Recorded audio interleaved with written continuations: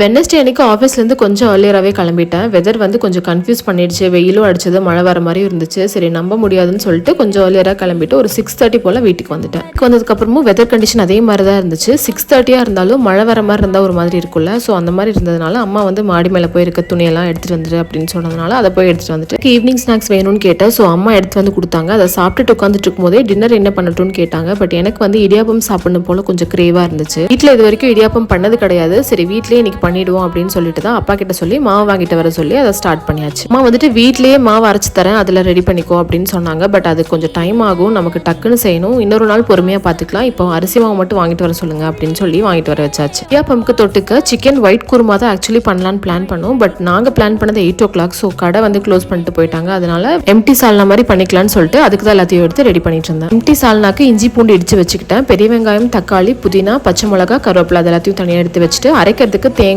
ஜீரகம், கசகசா, பெருஞ்சீரகம், கொஞ்சமா முந்திரி, மிளகு சேர்த்துட்டு நல்லா ஃபைன் பேஸ்டா அரைச்சுக்கணும் தண்ணி விட்டு. கடாயில கொஞ்சமா ஆயில் சேர்த்துட்டு ஹோல் ஸ்பைசஸ், ஸ்லைஸ் பண்ணி வச்சிருக்க வெங்காயம், புதினா, கருவேப்பிலை, தக்காளி, பச்சை மிளகாய் சேர்த்து நல்லா வதக்கிட்டு இஞ்சி பூண்டு பேஸ்ட் சேர்த்து வதக்கிட்டு கொஞ்சமா சால்ட், சிக்கன் தூள், மிளகாய் தூள் சேர்த்து நல்லா தொக்கு கன்சிஸ்டன்சி வந்ததும் அரைச்சு வச்சிருக்க பேஸ்ட் சேர்த்துட்டு 10 நிமிஷத்துக்கு கொதிக்க வச்சுக்கணும் தண்ணி சேர்த்து. ஃபைனலா 10 நிமிஷம் கழிச்சு புதினா ஆட் பண்ணிட்டு இறக்கிட்டோம் அப்படின்னா சூப்பரான எம்டி சால்னா ரெடி. பேரலா இடியாப்பமும் ரெடி பண்ணிட்டேன். பட் இடியாப்பம் லைட்டா குழஞ்ச மாதிரி ஆயிடுச்சு. ஏன்னா தண்ணி கொஞ்சம் அதிகமா சேர்த்து மிக்ஸ் பண்ணிட்டேன். கூடவே பாயில் எக் வச்சு டின்னர்